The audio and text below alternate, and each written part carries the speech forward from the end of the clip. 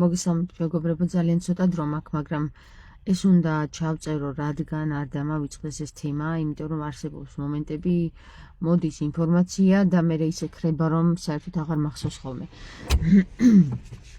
ამიტომ რომ არ დამავიწყდეს ის საკითხი, რაც ეხლა გზად მომივიდა, უნდა გაგიზიაროთ თქვენ.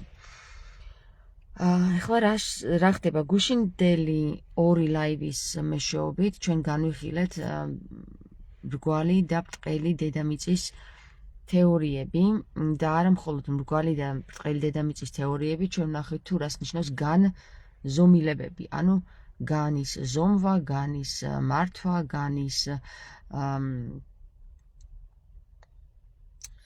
განზომვა, განმართვა და მარტება, ხო? მართება, განის მართება. ერთი წუთით აქ დაგამატებთ ყველას. ვისაც ეს ვიდეოები არ გინახავთ, მე ვთხოვ მას, ანუ თხოვნაა ჩემი, რომ ამას ნუ გაუყურებს, იმიტომ რომ ვერ გაიგებს ვერაფერს. ამიტომ თუ ამ ვიდეოს ნახვა გინდათ თავიდან ბოლომდე, მაშინ აუცილებლად უნდა ნახოთ ის წინა ვიდეოები, გუშინდელი ლაივი, მრგვალი დედამიწის თეორიასთან დაკავშირებით, რამე თუ რასაც ეხლა მოვყვები, იქიდან არის გამომდინარე. ესე იგი, ჩვენ გავიგეთ გუშინ, რომ დედამიწა შესაძლებელია იყოს რაღაცა სფეროს შუა ნაწილში, ანუ შუა სკნელში და ამ სფეროს აქვს, ესე იგი, გამსვლელი და შემსვლელი კარები. არა მხოლოდ ერთია, აქვს ორი მთვარე და მზე. და ამ სფეროში ვთქვათ, რომ მთვარის თავისი სფერო აქვს, მზეს თავისი სფერო აქვს და უვლიან დედამიწას გარშემო. არა იმ ჭრილში, როგორც ჩვენ ადრე განვიხილავდით, რომ დედამიწას უვლის მზე, არამედ იმ ჭრილში, რომ ესენი არიან თვითონ სფეროები, ანუ თვითონ მთვარეს თავისი სფერო აქვს, მზეს თავისი სფერო აქვს, ვენერას თავისი სფერო აქვს, ყველა პლანეტას, რაც კი გვაქვს, 9 პლანეტა არის დალაგებული, ხო? მათ შორის ერთ-ერთი დედამიწა არის, თუმცა დედამიწას მთვარეს და მზეს პლანეტას არ ვუწოდებთ, დანარჩენ სხვა ყველას პლანეტებს ვუწოდებთ, მაგრამ მე მაქვს ესეთი მოსაზრება, რომ ესენი არ არიან პლანეტები, ისევე როგორც არის დედამიწა პლანეტა, არც მთვარე და არც მზე, ასევე სხვა პლანეტები, რომელსაც ჩვენ პლანეტა ვუწოდებთ, არ არიან პლანეტები, არამედ ისინი არიან პორტალები, ანუ გამსვლელი სფეროები, რომელიღაცა ცაზე. ანუ თქვათ, პირობითად ავიღოთ, დედამიწა არის დამიწებული. ეს არის პირველი ნაბიჯი, სადაც ჩვენ ვართ. შემდეგ არის მეორე ნაბიჯი მთვარე. მთვარის მერე, ანუ მთვარეში გამსვლელ პორტალში შეგიძლია შეხვიდე, ესე იგი, რომელი პლანეტაც შემდეგ მოდის, რომელიც არის, მე მგონი არის მარსი თუ ვენუსი, ვენერა. შეხვიდე ვენერას პორტალში, ვენერას პორტალიდან შემდეგ შეხვიდე მარსის პორტალში და ასე შემდეგ რა მეგობრებო. ერთი სიტყვით მე რა მინდა გითხრათ, იცით რომ ესენი არიან სფეროები, რომლებიც თავში ტრიალებენ, მათ თავისი რეისი აქვს, უბრალოდ ამ კარს აქვს თავისი რეისი, რომელიც ერთ წრეს უვლის რაღაცა მონაკვეთს. როდესაც ჩვენ გავალთ ბოლომდე მზემდე, ანუ ამ პორტალებში ვიხტომიალებთ და გავალთ მზემდე, პრინციპში ჩვენ შევძლებთ სინათლეში ასვლას, რომელიც სინათლეშიც გამსვლელი კარია და იმ გამსვლელი კარის მერე არის უკვე ზეცა. ანუ ცა კი არა მეგობრებო, ზეცა, რომელშიც არის მოთავსებული მამა ზეციერი. და ცანი თვითონ, ცანი სიტყვა ცი არის ცანი, ხო? გაშლილ ფორმით არის ცანი, ცა არის ცანი. თუ კი ჩვენ მამა ზეციერში ავალთ, და ეს პორტალები იქნება ერთ ხაზში, ან გაგვიადვილდება, რა თქმა უნდა, თუ ერთ ხაზში იქნება, იმიტომ რომ გახვალ და არ მოგიწევს აქედან იქით ხტომა, რომ კარები სად არის იქ ეძებო და იქიდან იქ ახტე და იქიდან იქ ჩახტე, ხო, ვთქვათ, პორტალში, განზომილებებით ვსაუბრობთ ახლა ჩვენ. არამედ თუ ერთ ხაზში დგანან, ჩვენ შეგვიძლია ძალიან ადვილად გავიაროთ ამ სხივში, მივიდეთ მზესთან და გავიხედოთ იქით რა ხდება, ხო, საიდან შემოდის ეს სინათლე. და როდესაც ჩვენ გავალთ ამ სინათლეში, მარტო ჩვენ კი არ გავალთ ამ სინათლეში, იქიდან შემოდის ეს სხივი, ანუ სინათლე. ეხლა რო ავიღოთ ჩვენ სექსუალური აქტი მაგალითად, ხო? თქვენ თუ გინახავთ როგორ გამოიყურება ვულვა, ანუ თქვენ თუ გინახავთ როგორ გამოიყურება ვულვა, თქვენ დააკავშირებთ ამას ყველა შემთხვევაში, რომ მანდ არის 8 ჭრილი. ანუ წარმოიდგინეთ, რომ ამ 9 პლანეტიდან 8 პლანეტა არის ერთ წრეს ქმნის. ანუ წრე აქვს შექმნილი და ამ წრეში გასასვლელი კარი არსებობს, რომ შევიდეს ფალოსი, ანუ ძალიან მარტივად ვისაუბროთ რა, რაც ადამიანშია, ის არის გარეთაც შექმნილი. რომ შევიდეს ამ ფალოსი იმ ადგილზე, სადაც შეუძლია რომ მან ჩასახოს, ანუ ღვაროს მისი თესლი იმ ადგილზე, სადაც არის ნაყოფიერი და შეუძლია წარმოქმნას ახალი ხორცი. მათ შორის არა მხოლოდ ახალი ხორცი, არამედ ახალი სული. უკაცრავად, სული შეიძლება ეს ისეთი ძალიან დიდი ნათქვამია, არა მხოლოდ სული, არამედ 3 შვინველი. ერთი წუთით. როდესაც ჩვენ 3 შვინველზე ვსაუბრობთ, აი 3 შვინველი, რომელსაც ჯერ სული შეიძლება არ აქვს სულთან კავშირში, არ არის, ცოტა დრო მაქვს, მაგრამ მასში წარმოიქმნება მოძრავი სხეული, რომელიც არის ხორციელი და სამშვინველი, ხო? ანუ ხორციც არის, მატერიაც არის და მოქმედიც არის. თუმცა შესაძლებელია რომ ჯერ სულთან კავშირში არ იყოს. არის თუ არა ეს პროცესი კავშირში პირველთან, პირის ველთან. ყველანაირ შემთხვევაში არის, იმიტომ რომ თავდაპირველად იყო სიტყვა და ამათმა დასახეს ყოველი. თავდაპირველად თუ სიტყვა იყო, მან წარმოქმნა პიროვნება. ანუ ოწრი არის ასომთავრულში და ვნება. ასევე არის პიროვნების წარმოქმნა, ჩვენ განვიხილეთ გუშინ პირველ საკრალურ ჩაკრაში. ანუ თუ ფალოსი არ შევიდა ვულვაში, ანუ განლაგება არ იყო ისეთი, რომ აი ამ რვადის, თვითონ ვარდი და რვადი ერთი და იგივეა. და რატომ მაინც 8 სივრცეს გაივლის ეს ფალოსი, რატომ უნდა გაიაროს 8 სივრცე ამ ფალოსმა? გიკითხავთ ეგ დაგისვათ, არა, იმიტომ რომ გეშინიათ ამ სივრცეების განხილვა. იმიტომ რომ ესე ჩაგიდეს ტვინში, რომ აი სექსი საშინელებაა და რაღაც მაგაზე საუბარი არ შეიძლება. შეიძლება. იმიტომ რომ ეს გვასწავლის ჩვენ როგორ არის სამყარო მოწყობილი. ეხლა ნახეთ, თუ ფალოსმა გაიარა ეს ვარდი, ანუ რვადი და მივიდა იმ წერტილამდე, სადაც უნდა ჩაითესლოს რაღაცა ნაყოფი, რომ გამოვიდეს იქიდან შემდეგ ახალი რაღაც სიცოცხლე, ახალი ბანი, ბავშვი. მაშინ ჩვენ გვაქვს თუ არა ეს მონაცემი დედამიწაზეც, ანუ ამ სივრცეში, სადაც ჩვენ გარეთ თვალხილულად ვხედავთ, იქ რა ხდება, იქ პლანეტები დადიან, დააშალა სივრცემ დააშალა თავისი თავი, იმიტომ რომ ენოკმა თქვა, რომ ყველა პლანეტა თავის რეისს გადავიდა და ეს 8 პლანეტა, რომელიც უნდა იყოს წყობრში მოყვანილი, აი ეს ვულვას ქმნიდეს, ხო? გარს ქმნიდეს, რომელშიც უნდა გაიაროს ფარმა, ანუ ფალოსი რა არის? ფალოსი არის, მოდი სიტყვიერად განვიხილოთ, არის ფარის ლასი ონი და იმი. რაღაც ფარმა უნდა გაიაროს, დაფარულმა. ფალოსი კიდე სხვანაირად შეიძლება განვიხილოთ, უამრავი ვერსია შეიძლება აღმოვაჩინოთ ამ სიტყვაში, მაგრამ ერთ-ერთი სიტყვა, რომელიც ფ-ით იწყება, ეს არის ფარი. უფალო, ხო? უფალო. რას ვამბობთ ხოლმე?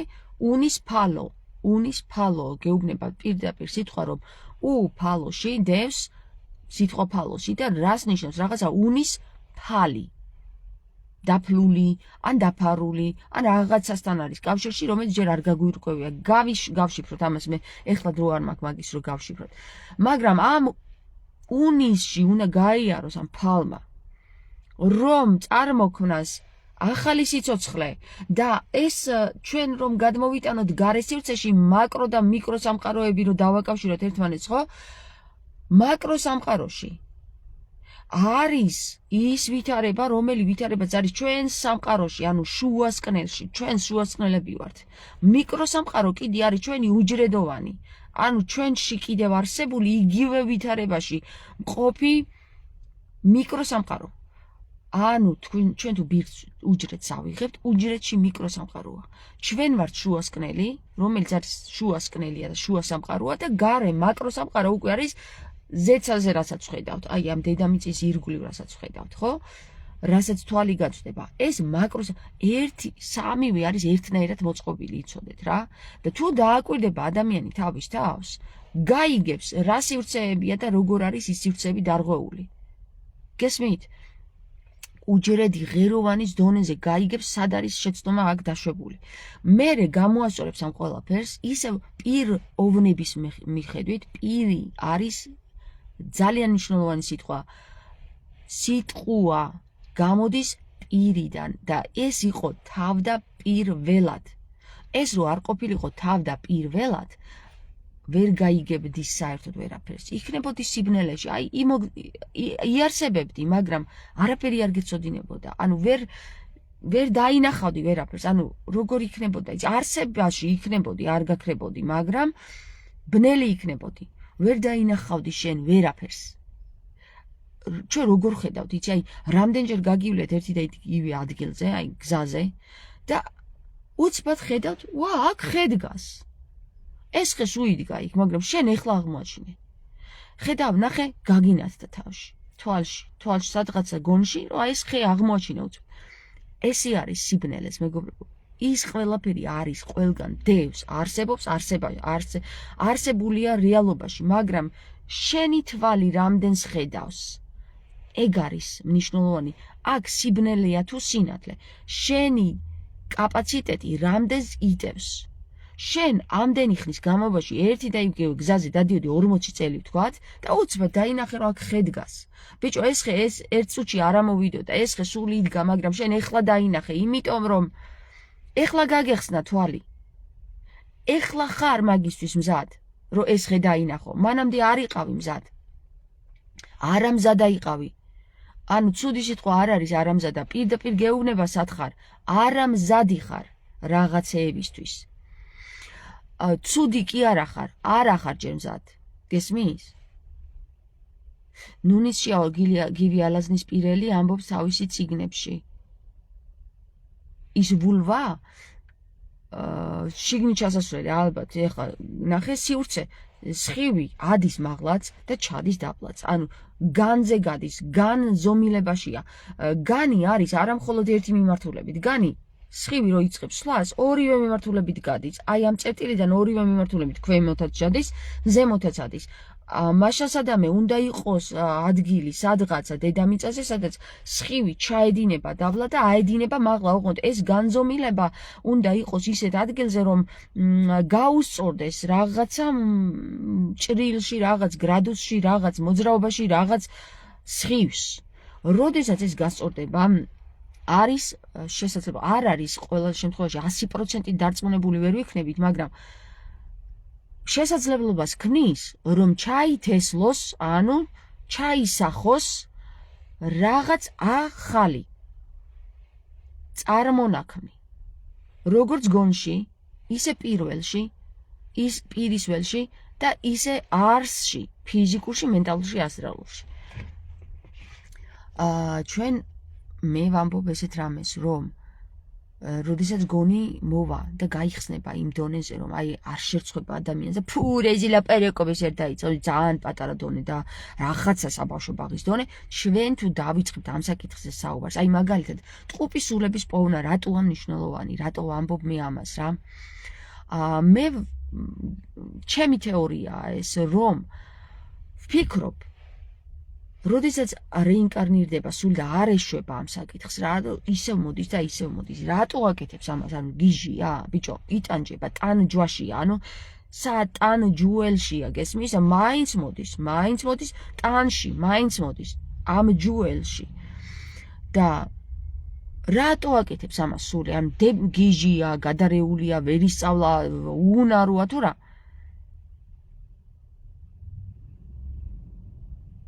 ნინო, არა, ეხლა მივდივარ კბილის ექიმთან. ხო და მე დაგიკავშირდები. ხო, იცი რა არის მეგობრებო? ანუ რომ მოდის სული და არ ეშვება და არ ეშვება. რატო მოდის სული? არ დაგისვათ კითხვა რა ხდება? რა უნდა ამ სულს? რისი გარკვევა უნდა? ეს სინათლეები გასაგებია, ეს განზომილებები და ესენი, მაგრამ ამის გაგება არ უნდა სულს. სულ სხვა რაღაცა აინტერესებს ერთი რამ.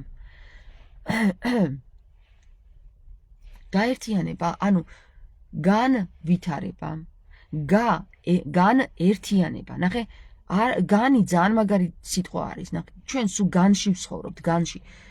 განზომილი, განმართული, ანუ განმარტებული, ხორციელებული, განერთიანებული, განვითარებული, განღმერთებული,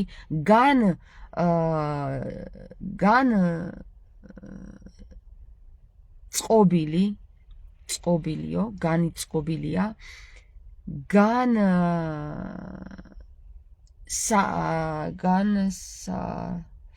განზე რაც იწყება, ყველა განთან არის კავშირში რა. სიტყვა განზე რაც იწყება. განი კიდე არის, ესე იგი რა. სივრცე. პლაზმა, თქვათ რომ პლაზმა არის განი, იმიტომ რომ მასში სივრცეა, ესე იგი ჯვარივით გადის, როგორც მაღლა ადის და ზემოთ ჩადის ეს წერტილიდან განზე გადის, ასევე გადის ამ დონეზე რა, აი ჰორიზონტზე და ვერტიკალზე. გადის ერთ სხივში. მთლიან სივრცეს ქმნის. მოკლედ მეცნიერებო, მეცანით რა, ანუ განსაცდელი, ხო, განის საცდელი, რომ ის განსაცდელი არის, ეს განი მოცადე, ხო, ცადე და არ მოგეწონა ეს განი, აუ არა, ეს ამით აქ აღარ შევალ მეორე კიდე განვითარებაში, ვითარება არის, განის ვითარება, განის თავის უფლება, განფხურა, განადგურება.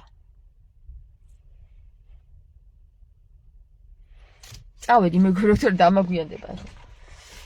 საინტერესო სიტყვა არის, აი მე რა მინდოდა ეხლა დღეს მე თქვა, მაინც ვერ ვთქვი. რატო მოდის სული? რატო სჭირდება განმთლიანება? ვისთან უნდა განმთლიანდეს? აი დაუკვირდით მაგა, აი ეხლა არ ვიტყვი პირდაპირ, იმიტომ რომ თქვენ უნდა მიხვიდეთ მაგონ განმთლიანება ვისში ხდება? ქალი ქალს ვერ გაანთლიანებს. კაცი ქალს გაანთლიანებს, ქალი კაცს გაანთლიანებს, მაგრამ ქალი ქალს ვერ გაანთლიანებს. არა აქვს უბრალოდ მაგის ხელსაწყო. ხელსაწყოს ვერ მოძებნის. მაშინ ხელოვნური უნდა რაღაცა, ხელოვნურად, მაგრამ ხელოვნურად არა. ჩვენ გვჭირდება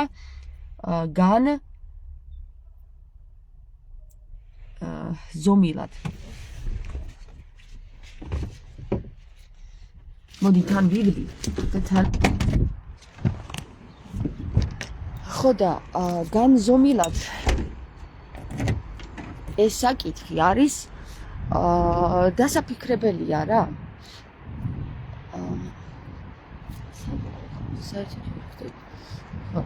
დასაფიქრებელი რატო არის, იცით?